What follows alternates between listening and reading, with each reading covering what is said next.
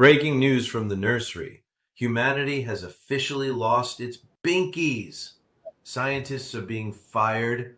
Floods are rising, and the forecast calls for 99% chance of denial with scattered gaslighting by noon. Yes, tell me again how climate change is a hoax while I float past you in my inflatable ducky. You cut the hurricane guy? That's like canceling your Uber while you're still in traffic on the freeway, in a blizzard, with twins. But it's fine. Everything's fine. The planet's a pizza oven. Democracy's melting like a popsicle, and I'm not even potty trained yet. I've got 1 diaper, 2 Cheerios, and 0 faith in your disaster response system.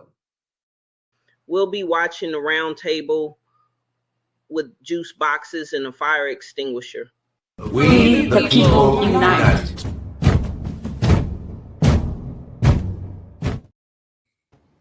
They were cute. Hi, everybody. Hi. A very strongly worded message from our little baby podcasters.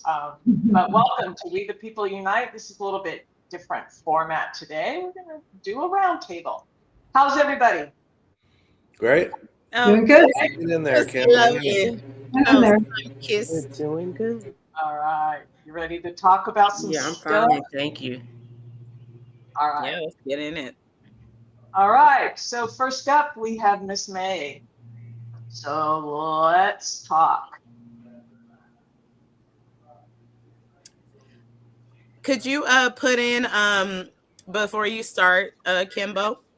Yes. Did you put in the straight walking into the war image that I sent you? Were you able to pull that up? Yeah, let's do that. There we go.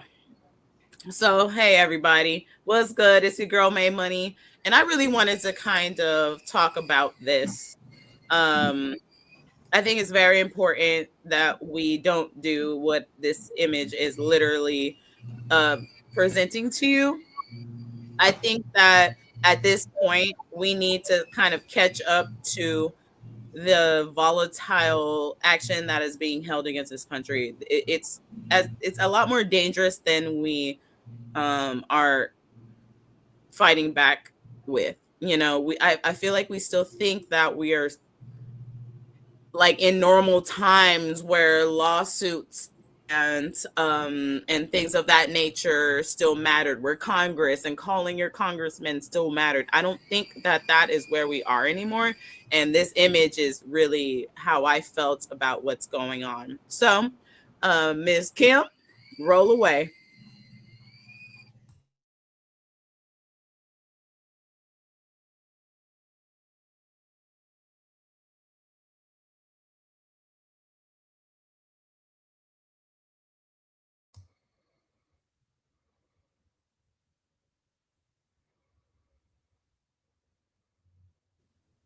I don't think I can hear it. Can anybody else hear it?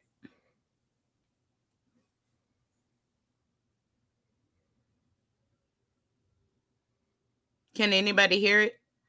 We can't hear it, Kim. It's loud. You hear it at all? No. Nope. No, sorry, I couldn't hear it. Okay, I can hear it. I don't know why you're not hearing it. I can't hear it. Yeah, I don't hear it either. That's weird. Okay, let me try it again. All right, I'll just vamp for you a little bit. Yeah. What I wanted to say was this is I think his name is Hawk or somebody, linked down in the description below, but he is talking about a solution to maybe how we fight this war, and I think California is a good start to fighting this war. And so he brought up some information for us that I really want us to look into. Try it again, Kim. Hang on, I'm working on it. It may be, I don't know why you're not hearing it, because my mic's on. You take your time. Okay. Everybody make sure to like, comment, share, subscribe. The legislative branch. There we go. We can hear it. All of its power to the executive branch. The judicial branch, the lower courts and the appellate courts are doing their jobs. The Supreme Court is like, fuck it. He can do whatever he wants. effectively ceding their power to the executive branch. Under current U.S. laws and the Constitution, there is no legal mechanism provided for a state to leave the United States. And in fact, California state constitution doesn't provide for that either. And there was a Supreme Court case in 1869, Texas v. White, affirming that states cannot unilaterally secede from the United States. It would require a constitutional amendment, be ratified or affirmed by 2/3 of the Congress, ratified by 3/4 of the state or of the states. But again, it's like, that's if you're going to do it legally. How does that even matter at this point? I would also note that there are about 4.5 million adults in California who legally own firearms. It's about 15% of our population. And there are roughly 2 million active duty members of the United States military across all branches. We have double that. So there's that too. There was a proposed ballot initiative. Well, there is a proposed ballot initiative. Can you that's go going to ahead be on and the pause, ballot in Kimbo, for me? 2028. Yep. Asking if California should become an independent country. It doesn't really have any. All right. Okay, so before I let everybody jump in, I just wanted to present this in a very straight up way. When we are in a very dire situation, which we are in, and I think we need to start really realizing that we have to start thinking outside the box. And I really do believe that California has a lot of cards to play in a situation that we are in. And that's exactly, I encourage all our viewers to watch like the full video. It's a 9-minute video and it's very quick and pretty informative. But he really just lays out why, okay, just because it's not legal doesn't mean that matters, because we are in lawlessness right now. So we have to figure out different ways to navigate this straight up war that we are in, and we have to start realizing that we're in a war. And so who can we use? I mean, and later on, and we will look into this, I'm gonna let y'all jump in, but and I want to hear your thoughts. But what do you think about California maybe using that power pool to maybe help the rest of the nation potentially? I mean, I would do it. It's the 5th or 4th largest economy in the world. 4th? Yeah. I mean, it's practically running as its own country on its own at this point, just with all the different vast resources and how it supports other states, especially red states. I think the U.S. would suffer way more as a whole than California would suffer if it became its own thing. Well, but we also have a military occupation happening in California. I'm afraid that it would get a lot worse if we were to try. I looked it up, May, after you brought up this topic. I did a little digging, and we would be basically starting a civil war to do that. And maybe when it's time, that's what has to happen, right? Might already be there. I wish we would. I wish it were simpler, I wish we could just say, we're seceding. Bye. Brexit, Cal exit, right? That's what people call it. I don't know, Maureen, you're at Cali. What do you think? Unmute.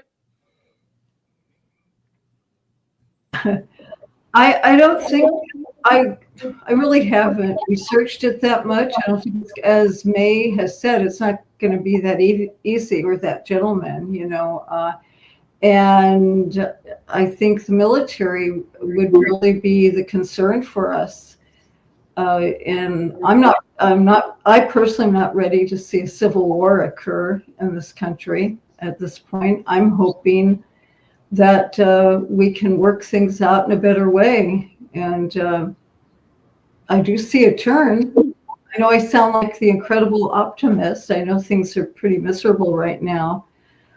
But boy, I think it would be dangerous at this point to secede. I'm not even sure. It doesn't sound like it works too well either.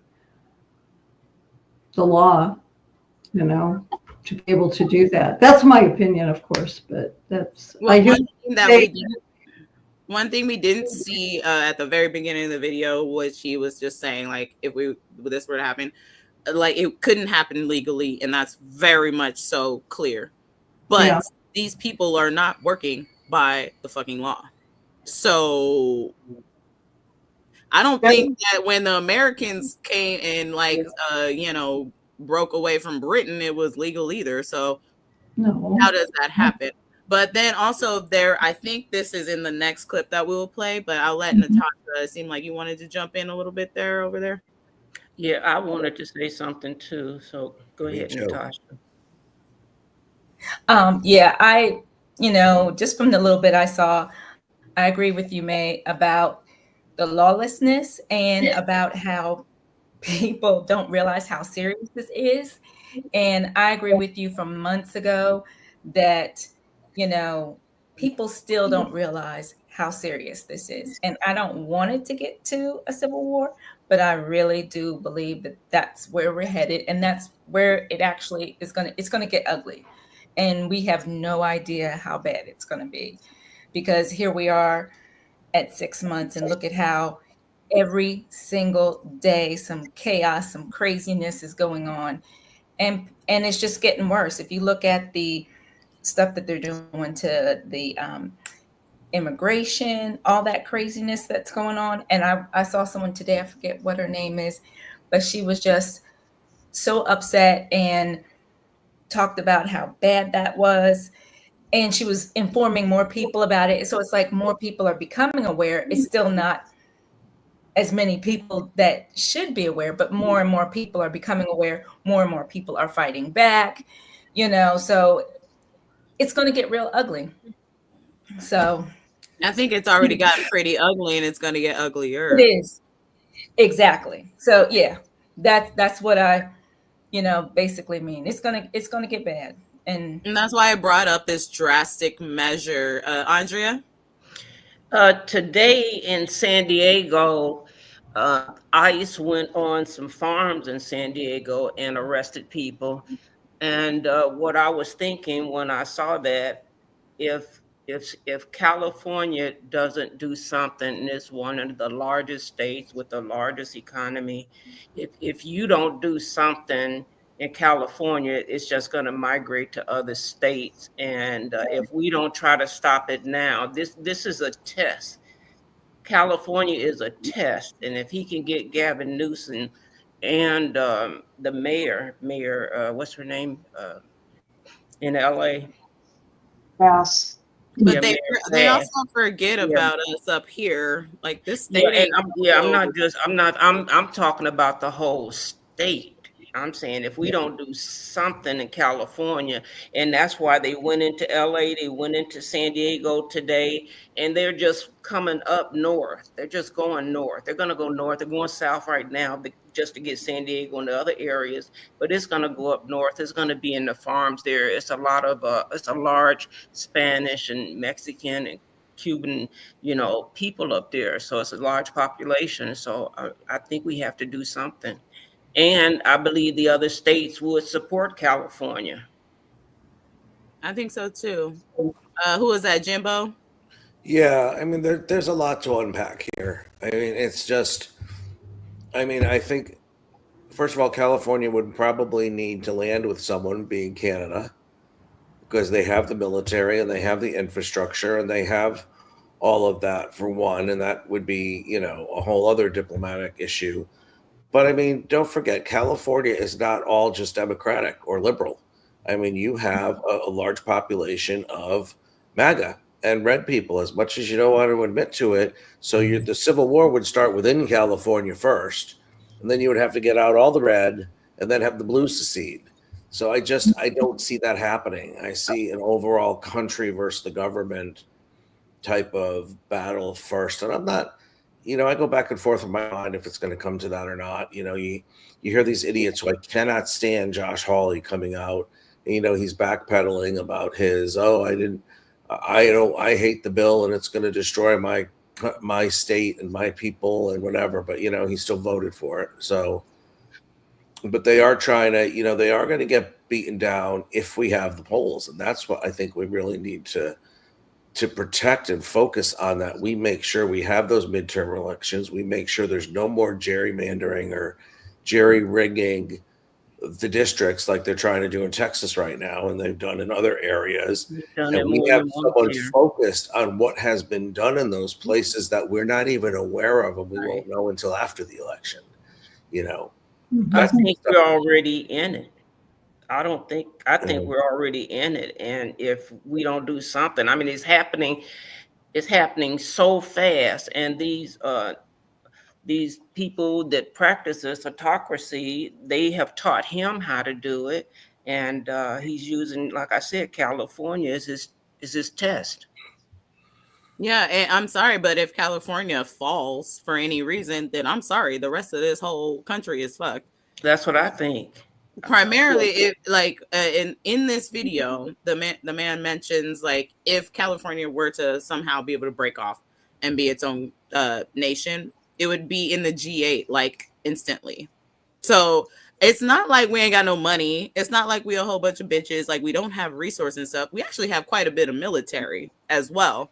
And from what I understand, Gavin Newsom has kept pretty good trade in a community with other countries as well. So it's not like we'll be alone. Maybe we could get in other countries to come help us to stave off, the thing. But what I'm telling you, Mexico would come.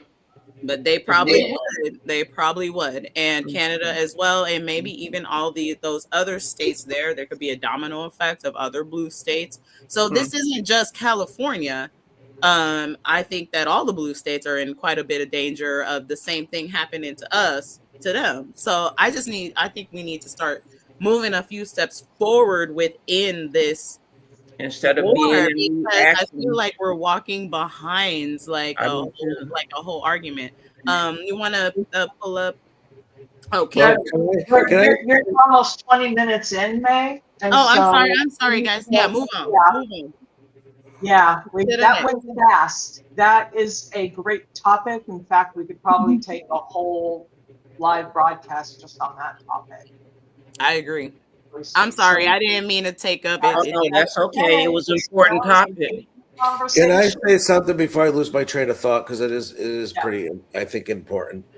I think what we need to look at here is, like, with all of this stuff being stripped from the states and all the financial burdens being thrown back at the states, what the hell do we need the government for? It's not law and order. They're not following any laws. Right.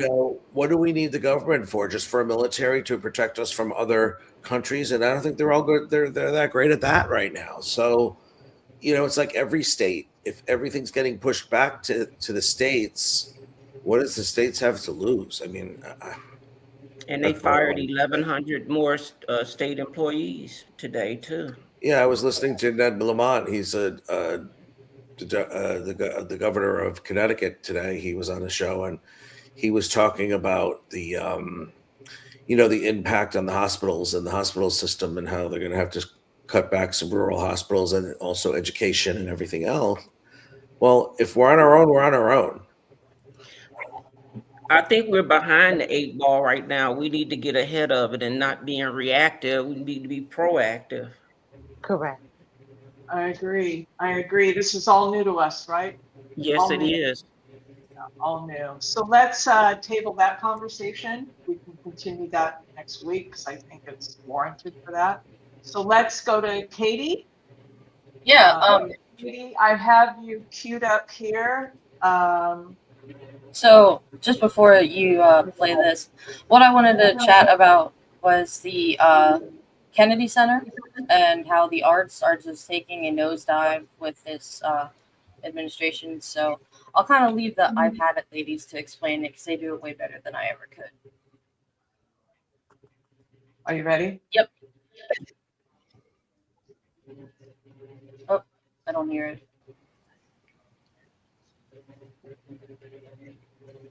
It's muted. Yes, there's no sound.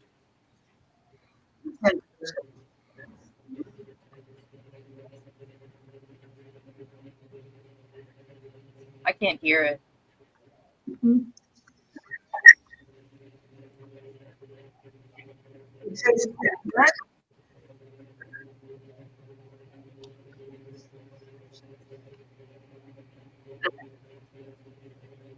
I still can't hear it. Can anybody else hear it? Mm-mm. No. No.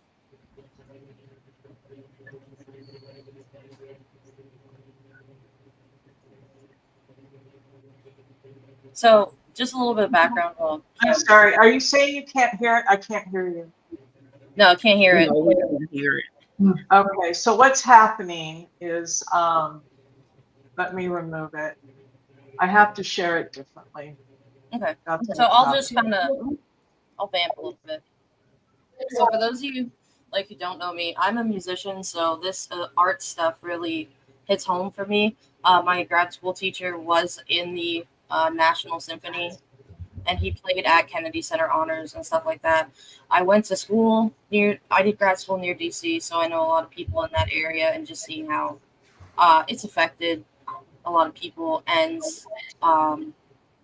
without even going into like all the famous people that are just backing out, you know, they cut like all the DEI programs, and the Kennedy Center was mostly about like arts education and advocating and extending into the communities and seeing what's going on. But they just like totally threw inclusion just out the window. And the former president of the Kennedy Center that Trump fired has come out and stated that there's just all of these false accusations made by the people that he put in who have no idea what they're doing or just what they're talking about. And one of the big ones was Ben Folds. I think he was the like artistic director for maybe at least 10 years, if I'm not mistaken. And he finally, I think he was like one of the last ones to find, or one of the first ones to drop out, because he just couldn't take what they were doing and the vision that they were trying to take it in. And then dozens of artists followed, just saying, you know, they're not going to perform there and stuff. And then we had the Les Mis incident with, you know, Trump was running around saying, oh, it's my favorite musical.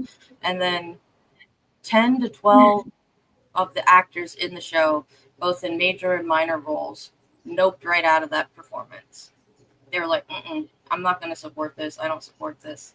And I found it funny that, you know, when he went, he got less applause than the drag queens that attended the show. Like, I believe the drag queens that were there got like a standing ovation, and he just got, you know, like a bunch of boos and stuff. But one of the things too that just frustrates me is when you look at like the comments, and I'll see people talk about like the anti-MAGA people just saying like, I don't support the Kennedy Center anymore.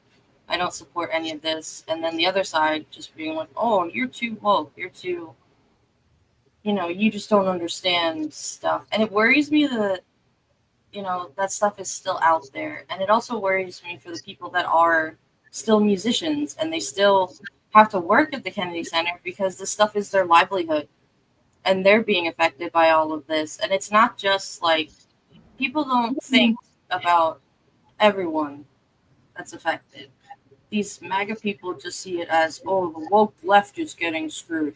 Well, what about all the people who are National Symphony musicians that now that these memberships are cut, you know, they can't afford their rent, or they can't buy groceries, or they can't feed their families? It's not their fault that, like, this administration has just come in and taken a nosedive to everything that the Kennedy Center was trying to build. And just as an artist and a musician, art is inclusive.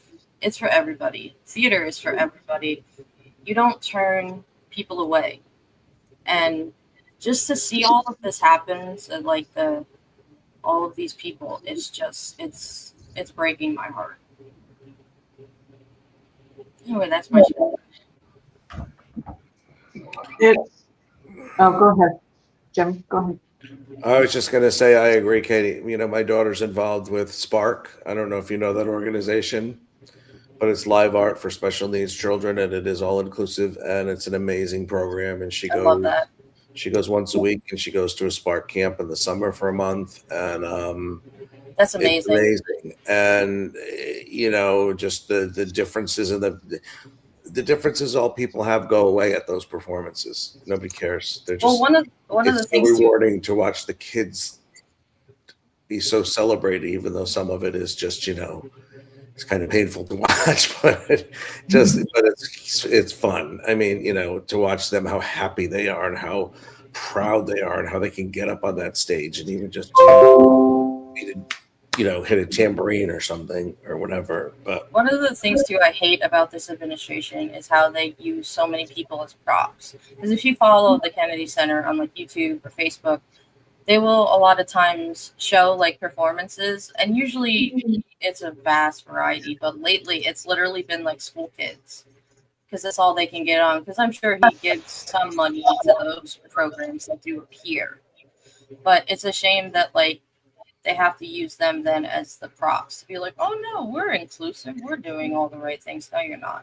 It's just all a ruse. And so yeah, the regime, the you know, the wrong people are being affected.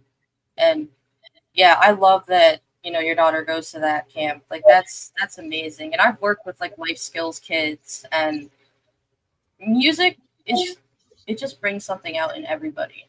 And it's just amazing to see how people interact with it. but where are all the musicians right now besides Bruce Springsteen really coming out? Where's Barbara Streisand? I mean, she's Californian. She was the biggest advocate, or what's the word I'm looking for? Activist. She's Activist. very vocal on social media. Very vocal. So is Green Day. Green Day has been doing a lot of Green Day's been doing a lot of stuff. I've seen I forget. I know Billy Joel's been vocal about Trump before, which I love because he's my favorite artist of all time. But anyway, I think it's more of on the mainstream media, we're not seeing a lot of it. But if you look at social media and stuff, there are people who are saying things, who are speaking out. I want to address May's comment real quick. The reason I continue to use the term administration is because I won't give in to them and call them administration. So that's my stance on it. As long as they are administration, we still have a democracy in my mind. So that's I know that I'm the one who still calls it administration. So that's my stubbornness coming in. That's fair. But we all know we need that stubbornness. Yeah, this whole thing with Kennedy Center is ego, right? It's everything. He wants to be the king of everything. And it's again, it's like California, where it's just the first example of many. Correct. And it's easier to go after that because it's associated with DC. And I'm sure like Broadway theaters won't put up with that, but like they'll put up a fight. But if that's the sign of like what things to come, I don't want it. Well, he wants to take over DC and he wants to take over New York. They won't let that happen in New York. Maureen, you muted. I didn't think we would allow what we've had in California. Yeah, he just doesn't believe in the arts. He doesn't understand it. Have you ever seen him dance? I mean, he doesn't care about. I've never seen anybody who's so inept over so many things. I mean, his vision is not there and never will be. I saw an interview recently. I don't remember what it was that he was talking about. He said he played flute for like 2 years. And as somebody who, first of all, is very bad at flute, because I play not just saxophone, but other woodwinds, that guy never touched a flute in his life. And how dare he even try to relate to those of us who have spent years mastering our craft and still work every day. Like the fact when he even tries to be like relatable, it just, Look at YMCA. That's his favorite song, you know. And it's a gay anthem. Oh, yeah, he might be on. I have questions about it. You had to pick the flute. Yeah. Wait a minute. Let me Most hear what feminine Money is instrument saying. out there.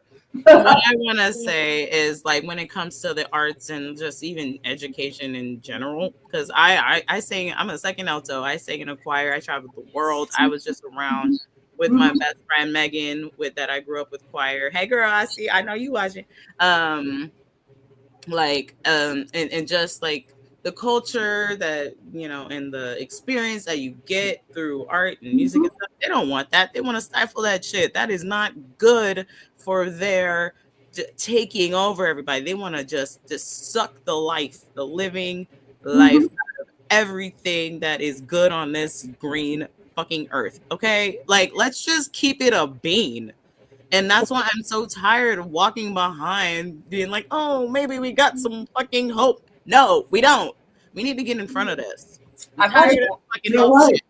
The arts meant everything to me throughout my life. I used to sing. Yeah. I mean, they're literally my life. They're my whole family's life, basically. My husband's a music teacher. I'm a musician. Music and being a musician has gotten me out of some of the darkest places I've ever been. And at the end of the day, there was a time in my life where, like, I literally couldn't feel anything. But anytime I picked up my instrument, I actually felt like I could feel something. And so to have even the thought of that being taken away from me and millions of other people, I will never let that happen as long as I breathe. Aundria, I Natasha, just want to say, August. I just want to say that I think when he was at the Kennedy Center with Melania, he had a rude awakening because he was booed. People told him and his wife exactly how they felt, and they did not approve of him being there. So ever since that happened, he has not showed up again. So that's what needs to happen. Like May Money indicated, we have to, every time he comes for us, we stand up and watch the coward run. He hasn't been back yet. I will put it back to you, Katie. Agreed. Perfect. Anybody else want to comment on this topic?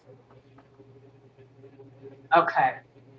So, Miss Aundria, you're next on my screen. I'm going to pull this up.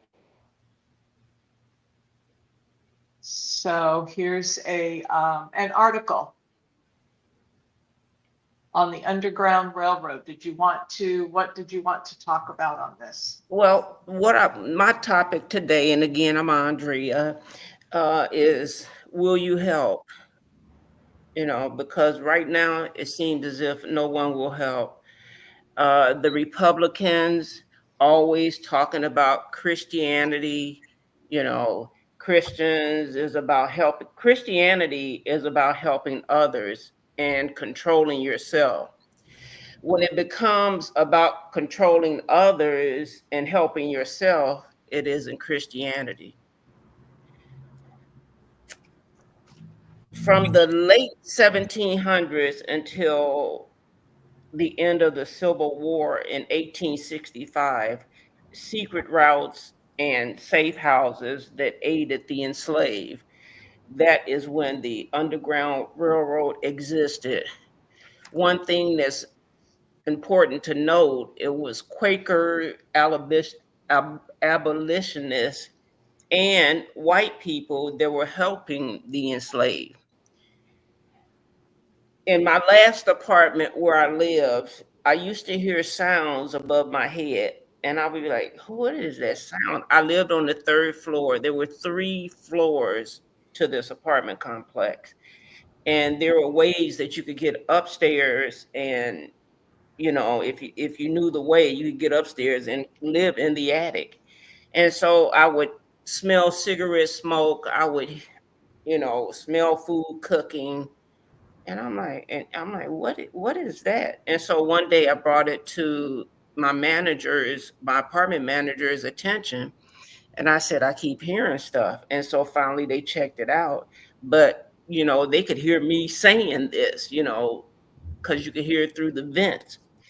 And so my apartment manager, being a Hispanic, I told him, you know what, during slavery, when they had the Underground Railroad, it was people that helped us. And that's how we won this, is people helped us. And so that's why I asked, are you willing to help? Are you willing to help? Would you really take someone in? And I told him, I said, yeah, I'm not gonna turn these people in, because this kind of same event happened the first time Trump was in office, and a lot of the Spanish population, they went into hiding. I lived in Deer Park, Texas, and it was a large Spanish population, and you go outside and you wouldn't see anybody. So that's my question. Are you willing to help? Once I knew that noise was about, helping people, being there for somebody else, would you help? So that's my question. Have you ever sacrificed yourself for someone else? I don't think Donald Trump has ever sacrificed himself for anybody else. It's always been about what he wanted. I Absolutely believe not. I He would believe not. turnabout is fair play. That if you want help, you have to be willing to give help. So that was my topic for today. That I was happy about the Underground Railroad. I'm very proud of Rosa Parks, who took the initiative to say, I'm tired. I'm tired. I've fed you. I've had sex with your husband, the kids, and then dinner's fine. The toilet's clean. I'm tired. So I hope I represent all of my ancestors. And that was it. Would you help? That was beautiful. Yeah. No, Thank I'll you. help you, Andrea. Thank Thank you. you, Andre, for that, because honestly, I feel like that went right into exactly what I was talking about. Like, when you are in war times, you need resources. You need somebody that will hide you under the floor. You need somebody that will drive you around, or, and make sure that they can use their privilege in some way to get you to where you need to go, sneak you in somewhere. These are all tactics that I think we really need to start actually considering, instead of sitting around being like, oh, I hope everything will be okay, because it's not. It's not going to be okay. I'm letting you know Well, that. I was happy to hear that you were willing to start that type of revolution in California, and not only you were talking about it, other people are talking about it, and to just kind of put out there in the universe that these people need help. Like, we already got our problems over here, and like, what are we supposed to do? Just get clapped up every day? Just get maimed and kidnapped and ravaged every single day? Absolutely not. People are going to fight back. I'm telling. I mean, Well, that's what they're hoping, that you're scared. They're trying to make us as scared as we can be. and I feel like we are being afraid, and I Well, feel I like was that's why. afraid at first, but I can't continue to live. I can't live in fear. That's not God. He doesn't require that I live in fear. It's But for it's it's a me, scary thing to think about, how, like, the actual situation that we are in, but we have to really grip with reality.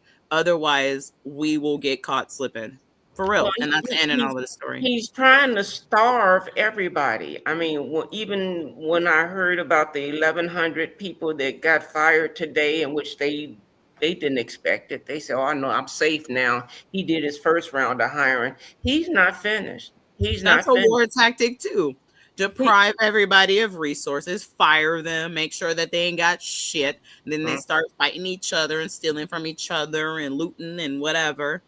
That's And how one thing I forgot we're falling before, into the trap, because we're really thinking that everything's gonna be okay. Like, we got until 2026. We absolutely do fucking not. And I'm gonna let you know. Nobody listened to the tarot reader, but we don't have until then.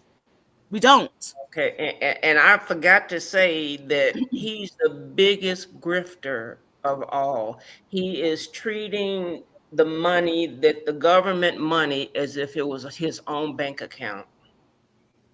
He's Yes. Well, it using that is now. money. It is now. That's what I'm saying. And so when you said, "Oh, we shouldn't even give them," we shouldn't give. Why pay taxes? Uh, uh, I watched The View, and what's her name on The View? What's her name? The white lady. What's her name? But I know, I know her. Well, but it's Alyssa? the older one. Alyssa. Oh, the older one. Sarah or Joy? Yeah, Joy. Joy said on The View yesterday. She said, "Why should I pay my taxes?" And I'm like, "Why should you? Why should we pay our taxes?" And he's taking all the money. He's taking the money from his constituents. He's taking the money from us, and he's selling stuff on top of it. And he's using our money for things nobody's voted on. You're That's right. absolutely right. Nobody voted on But that's why we have Congress. People's House. Nobody Congress voted is on Alcatraz Alley or whatever the heck it is, and Alligator Alley. charge the government $450 million for nothing but horse rings and chain link fences. Come on. But I'm sorry, Jim. August. I can't be mad with him if we're allowing it. And that's the congressmen. They own the purse. They're the ones that's supposed to be standing up and making sure they stand in the gap for us. You're and they're not absolutely right. doing it. So guess what? We got to get rid of them. Yep. They need to go. That's right. Because if you're not doing your job, then you shouldn't be there. He said the next election is already fixed. Yeah, I mean they already done kneecap. Well, it can't be fixed. Wait a minute, guys. Wait a minute. Just think about it. It can't be fixed because he don't have his boy with him to be fixed. And the only way they're gonna fix it is if we allow it. You gotta stand up and say, I'm voting and I want my right to vote. And you better count my vote. That's right. 100%. But the problem with that is, August, that I agree, but hasn't he done a lot of things by putting the people who he because we allow it. But I mean, I'm saying we've allowed it already to happen. So what happens on voting but day? we got to course correct that. We do have to course correct it. That's what I'm looking for you to hear you say. Infiltrated a lot of this Supreme Court. The Supreme. I mean, it's like we have to get rid of the Supreme Court first. But as far as the voting, we absolutely do. A lot of the players that he needs have already been put into place. And the what was it? What was I thinking? God, I'm sorry. I don't know. But a lot of the systems that we rely on for these elections. Oh, Georgia. Doesn't Georgia have a law? Didn't they put a law into place that he got through? That they can decide ultimately who's going to be the president. Doesn't matter what the Electoral College says. It doesn't matter what the votes are, that they're going to pick and choose. That makes no sense. Well, That's when Georgia can go ahead and do what they do. But didn't that go through? Sure. Fine. Well, everything, as far as I'm concerned, has went through. Just like when they was gonna charge him in Georgia, and it turned around, and here they was trying to charge the lawyer that was over the case. I mean, he's been able to manipulate every system he's been in. I just want to go back to the Underground Railroad thing real quick. My husband and I have had this conversation that, like, if any of our friends or family need us to hide them or help them, we will do it. And that's how I feel. And that's why people need to ask themselves that, because if you're not, you're part of the problem. Mm-hmm. And there was a gentleman. That could segue us into another clip, Kimbo, with a Big Boy. You know that clip that I sent you? I think that goes right into it if you wanted to. There's a couple. I want to make sure that we get everybody. Absolutely. So, one more comment and I'll be quiet. It was that one gentleman. I mean, I don't know if Don played it today or what, but he said, I didn't vote for this. That's not what I voted for. He said, I voted yes to have no illegal residents here. He said, but I didn't vote for everything else that's happening. And I know that's how a lot of them think. They didn't vote for this, but then when it really starts affecting them in 2026, it's going to be too late. It's going to be like we're saying, it's going to be too late to do anything about it. Already is too late. No, can't say it's too late. It's not yet. Like the Then experts, when? the experts are saying it's not too late yet. We're still here talking to each other about this and having these discussions. So that's the one thing that makes me feel that it's not too late. Yeah, me too. That's the only. That's one of the things. So let me quickly just shout out Marley. Thank you, Marley. She said she Hi, would Marley. do it. Hi, She'll Marley. stand up. We lost Natasha. Yeah. Okay. Any other last comments on that? These are all great topics that we could talk a long time on. Only have one word: keep hope alive, because it can't die with us. We have to stay focused. We have to stay pushing forward. All right? That's what they want us to do. Keep hope alive. It's too bad we can't pull a Cory Booker or Hakeem Jeffries and just have a continuous stream. Well, they seem like they just want to lay down. You know, they just. What are they gonna do? You're gonna get up in front of those ICE people and get kidnapped and get mollywopped upside the head? No, they're sitting there comfy, making long speeches. Okay, good for you. Yes, we need that, but we are too far gone into like something that needs more than words. I'm telling you this right now. And I heard Cory Booker is already writing a book about it. He's ready to what? He's writing a book. Oh, I hope books are allowed to be read once it's published. Look on Natasha. All right. Oh, hi, Natasha. Oh. Hi. Yeah, we are. Okay, so let's switch gears a little bit. And I know Maureen had a topic she wanted. Yeah, more good news, right? It's about our nonprofits. I used to work in the nonprofit world for a long, long time as a consultant, and nonprofits are important, you know. And now they're being threatening. Their funding is being cut. Once again, Trump doesn't believe.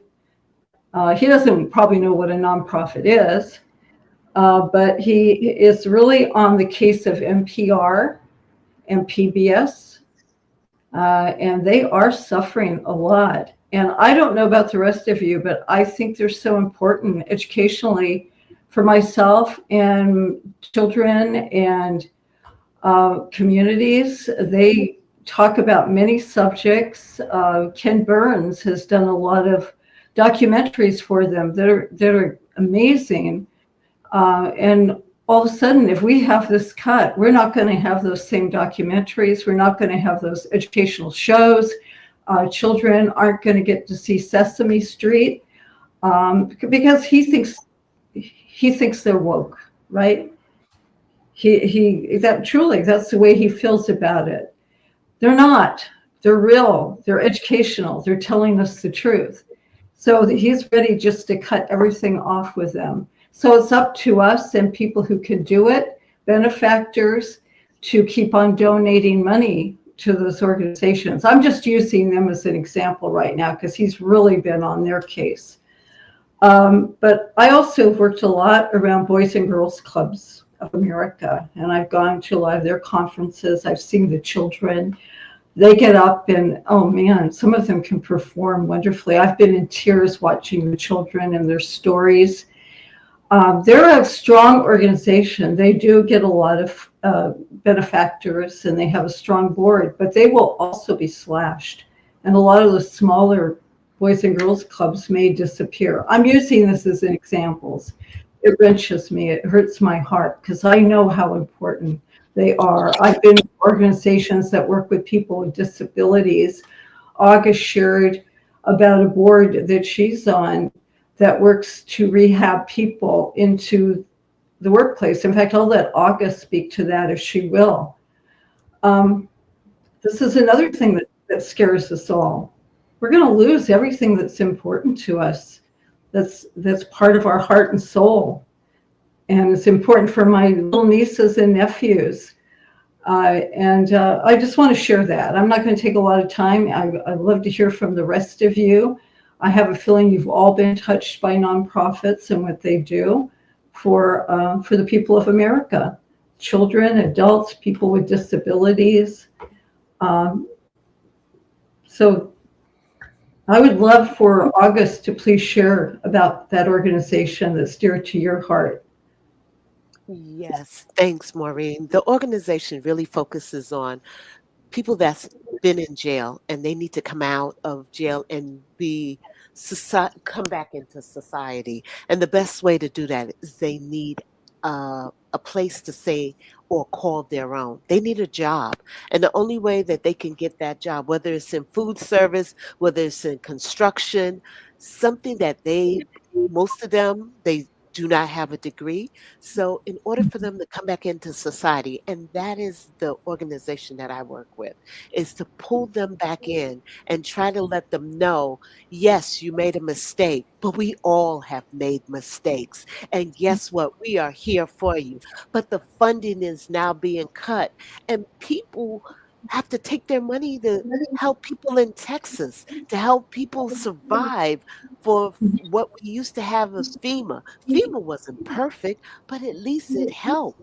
So the money that they would take to get someone back into society, now they're jeopardizing their lifestyle because now they can get hit over the head once again to go back to robbing, to stealing what got them there in the first place.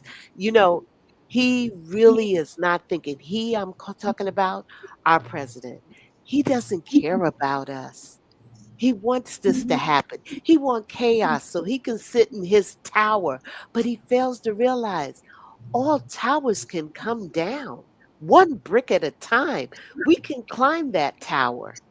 You think the military? It's only half of us that's out there.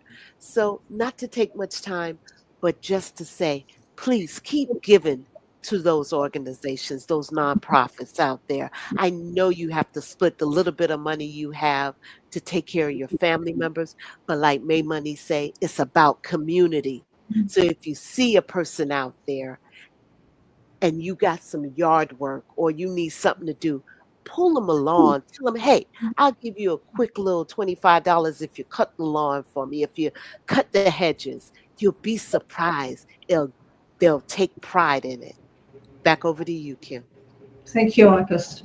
Well, and when you Go talk ahead. about nonprofits too, it's not even like these bigger ones. It's these small ones, the small nonprofits. I mean, when my daughter was in the NICU, my husband and I, when we weren't working, were basically there all the time. We had no groceries in our fridge. We had no gas, like barely any money to pay for gas in our car. And a small nonprofit from my hometown gave us $500.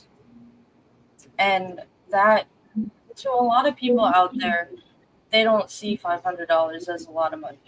But for a millennial like me, who, our family lives paycheck to paycheck, that went a long way. And it was helpful for us to be even more as present for our daughter while she was recovering as she could. And it's stuff like that that's being hurt. It's stuff like that that's being cut. Not these owning the political libs that, maybe they won't get more money for their campaign. It's not about that. It's about us. It's about the people of this country. Anyway. I agree. I wanted to say that it was really nice to see today when I watched the afternoon news that NASA flew in one of their jets here to help the flood victims, where they can see things that regular people can't see, and they could find people that were still trapped, or people that were no longer, but they could find people. And that jet was so pretty. I hope you get a chance to see it. But NASA came. They said since FEMA couldn't come, they came, and it was a female flying the plane. Love that. Was there one comment I wanted to make, Maureen? When you first opened, you said just he even know what a nonprofit is. I seem to remember that the family used a nonprofit for their own personal slush fund. Oh, right. Down in Southern California, right? What was it? Yeah, I remember that. Yeah. Yeah. And didn't he So have some big painting of himself in there that was part of the charity that he sold, or some for the nonprofits? And I remember. Exactly. Yeah. so Yeah, that's it. it basically shit on everything across the board. Any other last on the nonprofits? Go ahead, Nick. No more. No, Okay. not on the nonprofit. No. It's, it's a war on education. It's a war on anything for the American people. It's total destruction. It's that. And this is, I'm going to go into kind of what I had prepared, not as much because we're running out of time, but I want to share what we're actually dealing with. I know we've talked about it before, but I just want to go into this a little bit deeper.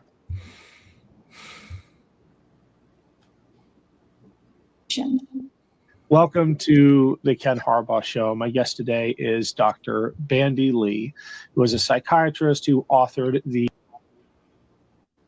2017 runaway New York Times bestseller, The Dangerous Case of Donald Trump, which warned about the dangers of Trump's mental instability and the threat it posed to the country. She has since edited an update, The More Dangerous Case of Donald Trump. 40 psychiatrists and mental health experts warn anew. Dr. Lee, the last time we talked, you were sounding the alarm again about the threat that a second Trump term would pose to the country.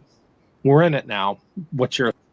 So I want to move. So that introduces Dr. Lee and the books, which I would highly recommend. But I want to move forward to a couple things she says that I think is really important for us to hear.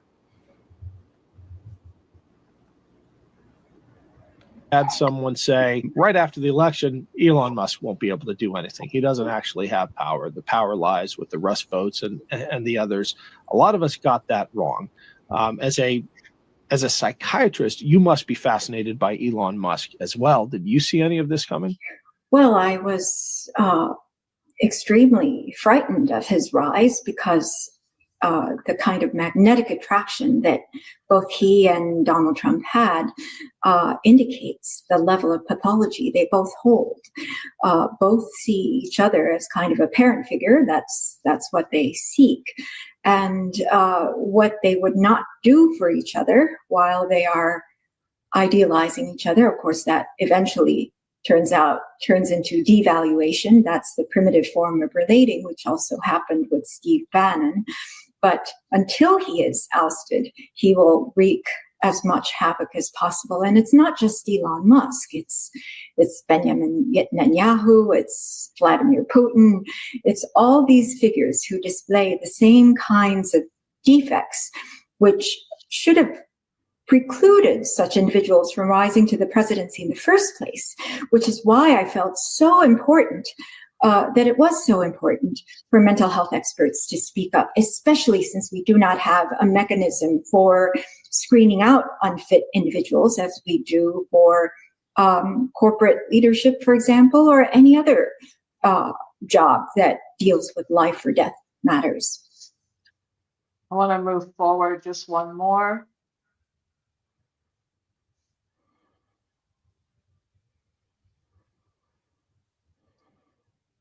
I am way behind on understanding the intricacies of these diagnoses. So can you pick apart? I want to key on what you said about Elon and Trump seeing each other as father figures, and then you're bringing in Putin and others into that. I find that fascinating, and I think you're also pointing to an eventual dissolution of that, because we can all see, even though Trump can't, how this is going to end, how it ends with everyone who enters his destructive black hole orbit. But how are they relating on an emotional level to each other? Well, essentially, the kinds of wounds they are exhibiting have to do with developmental issues. And so when development is stunted, when it is regressed because of stress, which also happens to societies, the kinds of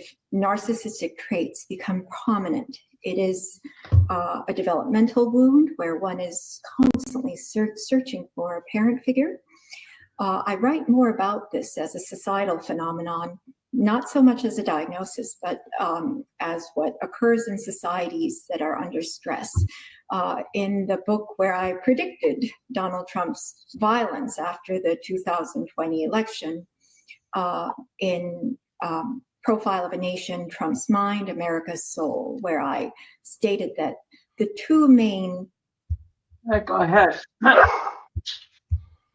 And stop here. But they go on, or she goes on, to talk about how society is now part of this, his followers especially, is now part of this pathology, right? Which explains why he has the followers he does, you know, the magnetism she talks about, narcissists attract narcissists, and the violence. I would highly recommend watching this entire interview. But we also, I think I shared, we didn't go into that, but their latest diagnosis is that he is now more not just a sociopath, but a psychopath by diagnosis. And psychopaths intentionally create harm to others without guilt or remorse, or personal gain or self-gratification. That gratification often includes sadistic pleasure of wreaking revenge against imagined enemies. Psychopaths cannot be reasoned out of their beliefs or their behavior because they are unable to comprehend that others have value, or the concept of questioning themselves. The fact that Donald Trump has this most dangerous form of antisocial personality disorder has two long-term consequences. It means that he is never going to stop intentionally harming others for his personal benefit, and it means that he will become worse over time. And Kim, this goes on. This is what we're dealing with. So, yeah. Kim, have you ever read Mary Trump's yes.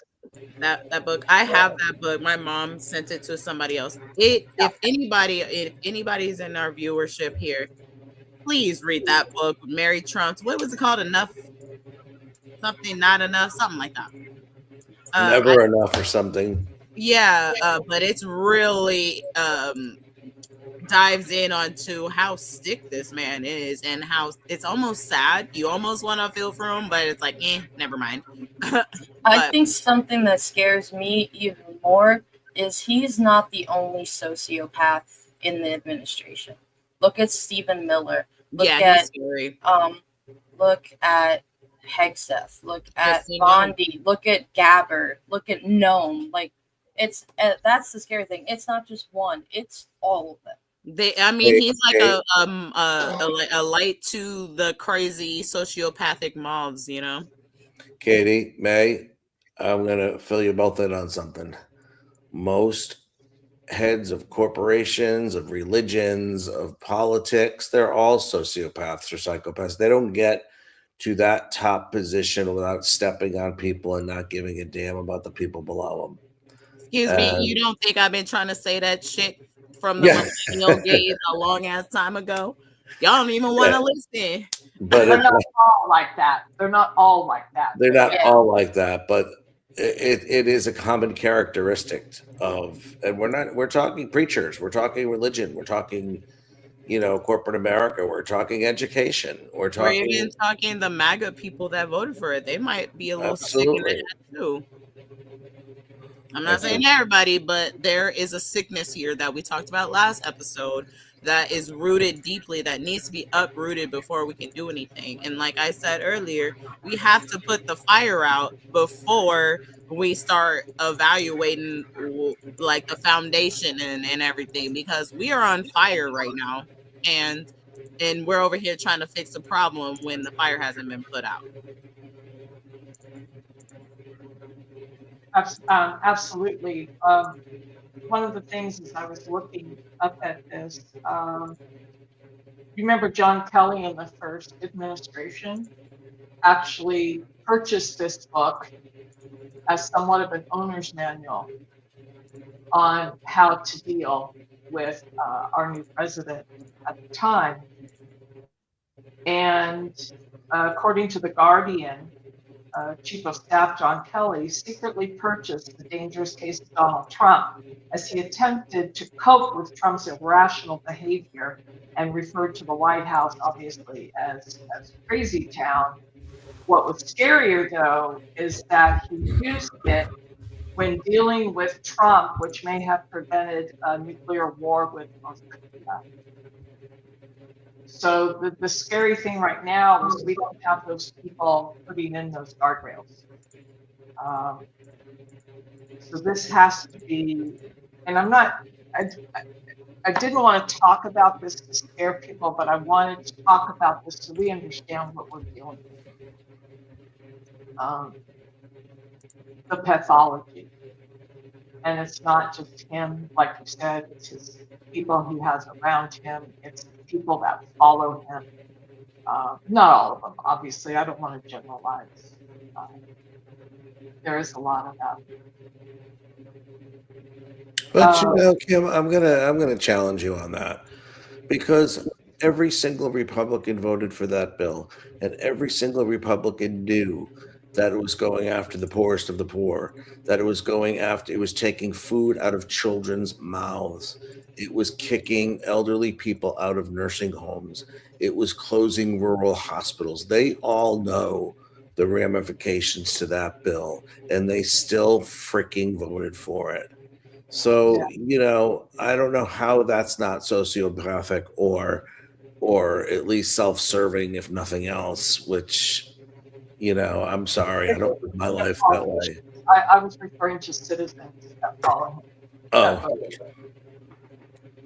You're absolutely right. Yeah, no, I think a lot of MAGA's been duped, and I think MAGA's going to wake up before we know it. Yeah. Because it's going to hit them fast and hard first. And it's already starting to with these hospitals that are closing down in the rural MAGA areas. Yeah, 100%. I had, Natasha reporter asked about alligator Alcatraz, and he started talking himself living in Florida. Yeah, we showed that clip. Yeah, that whole everything's a mess. Everything's a mess. We have to be very, yes, absolutely. They are sick too. I had one other short little clip to play. I was going to do this at the very end. So let's finish up our conversation and I'll play that. But it's along the lines of what you're talking about, May. So let me go ahead and play it. The Trump regime is waging war against the American people to finish the job that he started on January 6th of 2021 when he tried to overthrow the republic.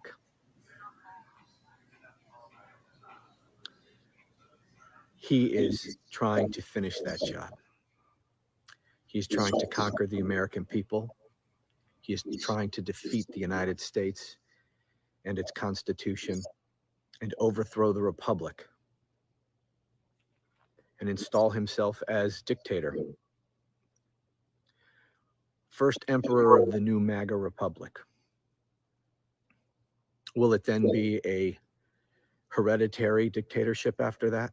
Will it then pass to Don Jr. or Eric and their progeny? Is that what we're headed towards? Is that what he's working towards? He's trying to overthrow the country. And while many people are outraged, not nearly enough are outraged yet. And if they don't wake the hell up soon to what's actually going on here, we're going to lose it all. And then to get it back is going to be a hell of a lot more difficult than it is right now to stop them. And I'm not saying it's easy to stop this. It's not. But once this MAGA dictatorship is fully in place, it's going to be a lot harder at that point. People better wake the hell up and fast. Yeah. Hallelujah. Amen. Oh, Lord. Yeah. And the reason for this segment for me is to educate the people who are watching this video. As much as we can educate people, I think the better off we are mobilizing more people to stand up against this takeover. The people I talk to seem to be in a state of shock. Yes, exactly. That's exactly right, Aundria. That's something I will be talking about on Monday very clearly. I tried to keep it as light as possible today, but I will be putting in some real shit, like, because we are sleepwalking our way through a fucking war right now. I agree with Michelle. Mm-hmm. We cannot. We have to do things like the Underground Railroad movement that you brought up. We have to make sure we're protecting each other, hiding each other. I think that people need to stop going to these court cases. I don't know why they're still going, trying to do the right thing. There is no right thing when it comes to these courts.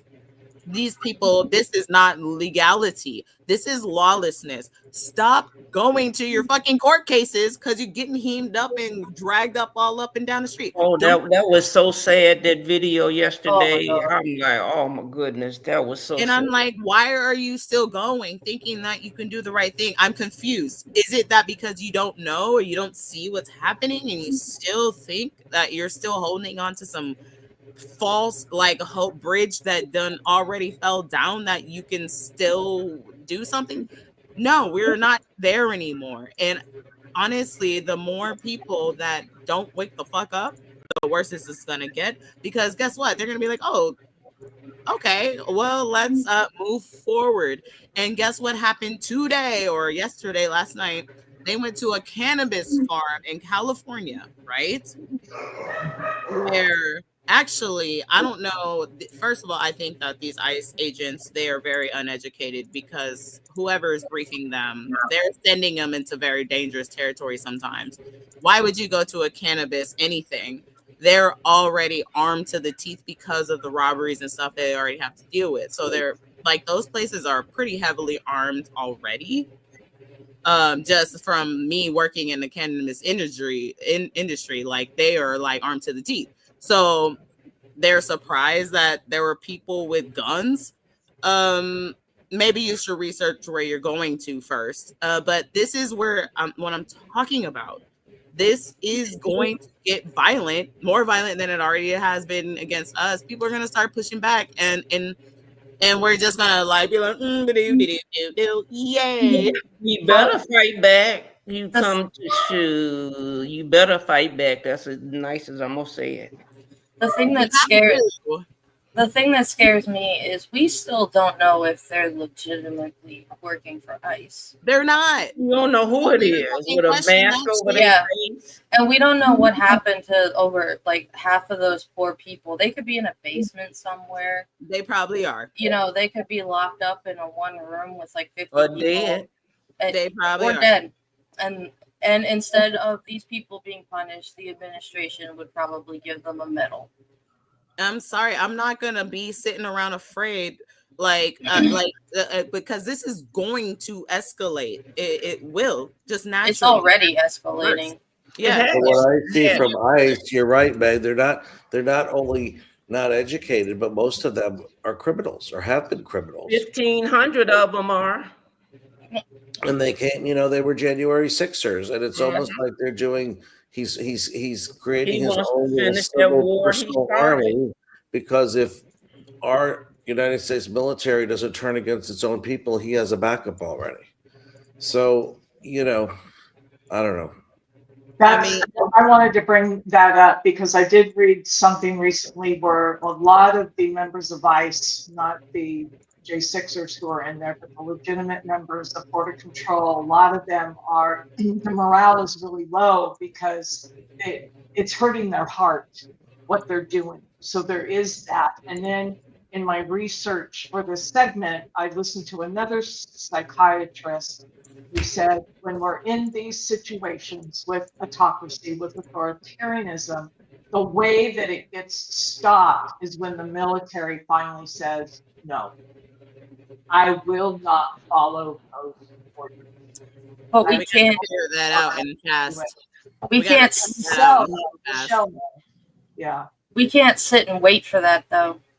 I'm not saying we do. No, I'm not saying that either. I think we need to get them on our side. That's right. Now, that's what we need to do. We're going to escalate this so you finally join the party. Yeah, we need that. We need the military. We really do. And maybe even like outside countries and stuff to be like, hey, we need help. Well, I found out that NASA is not even for this, and that's a good thing. Yeah, NASA. Okay, go ahead and watch your butthole into we need the technology. Can we address Michelle in the comments, please? Ask her boycott what? It's a 3.5% population. But what that's what I was talking about last episode. That's all we need. I'm sorry. But to boycott what? Are we boycotting? Like a national, like everybody don't go to work for like a week. That's what they tried to do that with No Kings, with the No Kings protests. I know there's another one coming up on the 17th, but also I've heard so many different numbers. No, exactly that too. But I've heard so many different various numbers, and just the fact of like all facts and logic just being thrown out the window too with this regime. Like, we don't know what's true, and I'm so tired of it. I want facts, I want the truth, and I want that, justice and the American way. Well, Katie, do we really need to really wait for what's true? We already know what's true just by what they tell us. If what they say is the truth, then it's a lie. What she's saying is we need 3.5% of the population, so we only need 10 million people to rebel. But you need that on a 25 million people. We need at least 10 million. You need that on a consistent rate. It can't just be like every day where you feel like it's a holiday to go peacefully protest. That shit is not going to work. Michelle, to address Michelle, I did watch something recently where the veterans are starting to come together and form groups. And I hope they have a secret. Yeah, I hope they have a secret bunker where they're planning some shit. Can I finish? Sorry. Yeah. So they are starting to gather and to organize, and I think this particular group was planning to push back against ICE and to help protect these communities. So that's one part. But I think we're going to see our veterans, and Michelle can probably talk better about this. But yeah, the veterans are pissed. Veterans are definitely pissed, and we need more of the vets and more of the military who are willing to stand up and fight for this country. I'm sorry, guys. The red states are also pissed. They're realizing now, not every last one of them, but they're starting to wake up, and that's what we need. Once we get them, we can move something even more. We can move it ourselves, but you really need them in order for them to understand you're hungry, you're tired, and he doesn't care anything about you. Right. He don't have no soul. He can't. Literally. See, that's where I think the Democrats lost it way back when. They should have been going to rural America and to all of these places with video clips that the rest of the world knew about the gold toilets and all the grift and all the not paying his workers and contractors, and really educate the other side of Donald Trump, not the apprentice side, the other side. And nobody bothered to go out and do that and hold town halls and have a video playing, because these people aren't watching that and they're not seeing it on Fox News. But there's plenty of clips out there where he put his own foot in his own mouth many, many times, bone spurs and all. And they just, nobody from the other party thought to do that. Do a bus tour, get into I think they betted on Kamala so much they just thought, because it seemed like she was going to win. It seemed like it. But then when he started giving away money, $1 million just for you voting for Trump, we lost because of money. Well, you know what, though? All the money that they spent on the campaign, you tell me you couldn't offer everybody who comes into that stadium a $10 gift card to Walmart or Target or somewhere. Well, the last thing I'm going to say is money is the root to all evil. Right. But you can't buy sanity. Campaign violations, but I'll just throw that out there. Well, no, not a campaign violation when you have, what's his name, having his $1 million raffles, remember? You remember he had $1 million raffles? That was that was a whole different. I meant we have to be careful. Mm-hmm. So guys, do you realize we've almost gone on? It's almost 6. We couldn't help ourselves. I know. Really, really good conversations. Important conversations. I didn't read this until like 1 o'clock this morning and said, "Ooh, what Kim say?" I'm sorry it went out late. I just had an idea, and we're trying to do different things. So I thought, I know May texted me. I was still up at 1 a.m. my time. Oh, okay. Yeah. I thought it might be okay at that time because we're on the same time zone. Right. Did you get my earring? Do you think? I'm still working on them actually. Okay. Can I ask a serious question? Do you think there's someone out there somewhere making action figures of all of us? Oh, they already IRS and already called me. And I'm still not scared. I'm still not scared. No, I said action figures, dolls of us. Oh, that would be cute, but I just said IRS. They got pictures of me. That's all I'm saying. Let's just hope they're not voodoo dolls.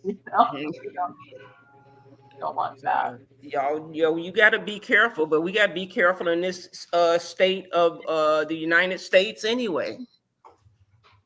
Yeah, absolutely. So what is our last final thoughts for the weekend and how we will not sleepwalk our way through a war, how we are going to be productive and ahead of the ball, and understanding that we are in a pretty dire situation here and that we cannot be, hope is great. Keep your hope, but also have your warrior side and make sure you know where you at and be about it.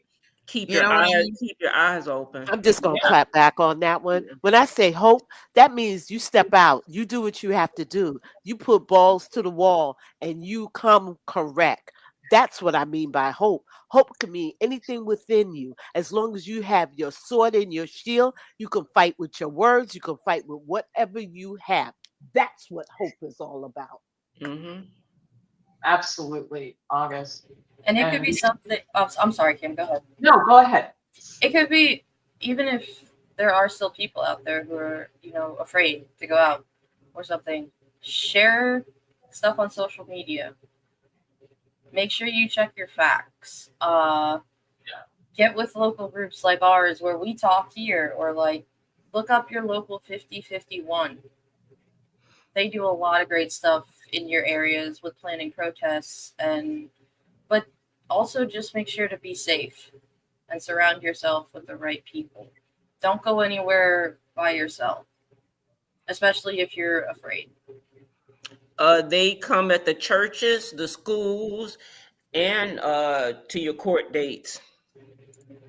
And They're hospitals. coming to hospitals. Yeah, and taking hospitals people to now. hospitals. Hospitals don't have no surgery unless there's an emergency. That's unscheduled. That's unscheduled. Oh, and another thing I want to say: call out the bullshit. And fear no darkness. 100%, 100%. Well, thank you, everybody. This has been a great roundtable, very informative, and I hope everyone watching got something out of it. So please like and subscribe, right? Join us Wednesdays and Fridays. Join May and Katie on Mondays for the Millennial Gaze, right? And please comment in the comments below. We respond, we read them. Let us know what you're thinking. And yeah, I carry my passport all the time now. We the people unite. Thank you. All right, everybody. We'll see you next week. Have a good weekend. Good night, all. Keep it gangster. Okay, so we've got AI writing propaganda faster than my cousin can crawl, nukes on standby like it's a Hunger Games sequel, and Congress, they're on recess. Not a break, recess. Like they're out there playing tag while Rome floods. You know, it's easy to laugh, but it's even easier to cry. We don't need perfection. We just need grown-ups brave enough to say we messed up and we want to do better. We're going to need more than sippy cups and sound bites to fix this mess. We need truth. We need each other. And maybe a nap. A long global nap. We the people unite.